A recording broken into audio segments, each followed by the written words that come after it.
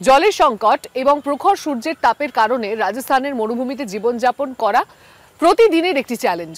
কিন্তু সেখানকার খরাপ্রবণ একটি গ্রামের এক অধ্যাপক আশার বীজ বুনছেন। তার পারিবারিক বনায়ন বা ফ্যামিলি ফরেস্ট্রির ধারণা সেখানকার পরিবেশকে সহনশীল করে তোলবার স্বপ্ন দেখাচ্ছে। তারই উদ্যোগে সেখানকার শিশুরা পরিবারের সদস্যের মতন লালন পালন করে চারা গাছকে বড় করছে। স্থানীয় মানুষরা একসঙ্গে গাছের যত্ন নিচ্ছেন। কিভাবে তা সম্ভব হচ্ছে চলুন দেখে আসি। গাছের চারাদের যত্ন নেয়ায় মনোযোগী বিকাশ। প্রতিদিন স্কুল শেষে বাগানটির দেখাশোনা করে একাদশ শ্রেণীর এই ছাত্র। তার সঙ্গে আছে গ্রামের আরও অনেক ছেলে মেয়ে। স্কুলের পরের সময়টা তারা এই নার্সারিতেই কাটায়। এটা খুব গুরুত্বপূর্ণ, কারণ আমরা শিখেছি যে গাছগুলোকে সন্তানের মতো যত্ন করতে হয়। গ্রামের প্রত্যেকেই এই নার্সারিটির মালিক। সবাই মিলেই এর যত্ন নেয়। রাজস্থানের এই গ্রামের নাম বারাটিকে। থর মরুভূমিতে অবস্থিত গ্রামটিতে গ্রীষ্মকালীন তাপমাত্রা 50 ডিগ্রি পর্যন্ত ওঠে। এই আবহাওয়ায় নার্সারির চারা গাছগুলোকে টিকিয়ে রাখা কঠিন।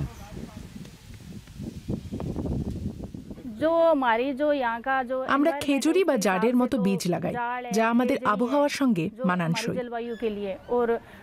এছাড়া কিন্ন, লেবু ও ডালিমের মতো ফলের গাছও লাগাই। এগুলো মরুভূমির সামান্য জলেও বেড়ে ওঠে। নার্সারির এই পদ্ধতি পরিচিত পারিবারিক বনায়ন নামে। বিকানেরের সমাজবিজ্ঞানের অধ্যাপক শ্যামসুন্দর জৈনি এটি শুরু করেছেন। গাছের চারাগুলোকে পরিবারের সদস্যদের মতো বড় করাই তাদের মূল মন্ত্র, আর এতে চারাদের বেঁচে থাকার সম্ভাবনাও অনেক বেশি হয়। পারিবারিক বনায়নের যে পদ্ধতিটির উপর জোর দেওয়া হয় তা হলো গাছ লাগালেই কাজ শেষ হয়ে যায় না, বরং গাছ লাগানোর পর থেকেই আমাদের কাজ শুরু হয়। আমরা যখন কোনো চারা রোপণ করি তার অর্থ হলো আমরা সেই গাছটিকে পরিবারের একজন সবুজ সদস্যের মতো করে যত্ন নিতে প্রস্তুত। এটি পরিবেশ রক্ষার একটি সক্রিয় ও সহমর্মী আন্দোলন। শ্যামসুন্দর জৈনির সঙ্গে এটি আমাদের প্রথম সাক্ষাৎ নয়। 4 বছর আগের একটি রিপোর্টেও আমরা তাকে দেখিয়েছিলাম। সেটিও পারিবারিক বনায়ন নিয়েই ছিল। তখন তিনি আমাদের বিশ্ববিদ্যালয়ে নিয়ে গিয়েছিলেন। সেখানেই এই চিন্তার জন্ম হয়েছিল। 2003 সালে তরুণ প্রফেসর জৈনি ছাত্রদের সঙ্গে ক্যাম্পাসে বিভিন্ন প্রজাতির স্থানীয় গাছ লাগিয়েছিলেন। তারপর সবাই মিলে সেসব গাছের যত্ন নেন। তিনি স্থানীয় পরিবারগুলোকে চারা দিয়েছিলেন যাতে ফল আর ছায়া পাওয়া যায়। 2021 সালে তিনি আমাদের একটি স্কুলে নিয়ে গিয়েছিলেন। সেখানে শিক্ষার্থীরা নেচে গেয়ে এই অধ্যাপকের দেয়া চারা রোপণ কর্মসূচির উদযাপন করছিল।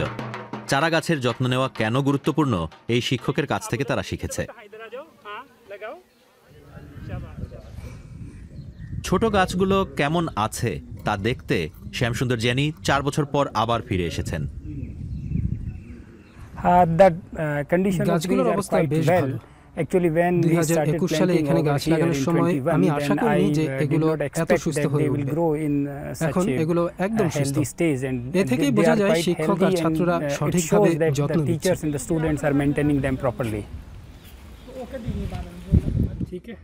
2021 সালে শ্যামসুন্দর জৈনিকে জাতিসংঘের কনভেনশন টু কমব্যাট ডিজার্টিফিকেশনের পক্ষ থেকে ল্যান্ড ফর লাইফ পুরস্কার দেওয়া হয়। এই সম্মান তাকে ও তার পারিবারিক বনায়নের ধারণাকে আন্তর্জাতিক পরিচিতি দিয়েছে। এর ফলে তিনি আমেরিকা, কানাডা এবং ব্রিটেনের নানা সংস্থা থেকেও আন্তর্জাতিক তহবিল পেয়েছেন। বারাটিকের গাছের নার্সারিতে অনেক স্থানীয় লোক আসেন। পাশের মুৎসারখুনি গ্রামের লোকেরা নতুন চারা নিতে এসেছেন। অনুদানের কারণে এগুলোর জন্য তাদের পয়সা দিতে হয় না, তবে তারা গাছগুলোর ভালো মতো যত্ন নেওয়ার প্রতিশ্রুতি দেন। স্থানীয় গাছের চারার পাশাপাশি নার্সারিতে গুল্মজাতীয় গাছও লাগানো হয়। অধ্যাপক আমাদের এর কারণ দেখাতে চান। তিনি আমাদের বারাটিকের 200 কিলোমিটার দক্ষিণে ডাবলা তালাবে নিয়ে এসেছেন।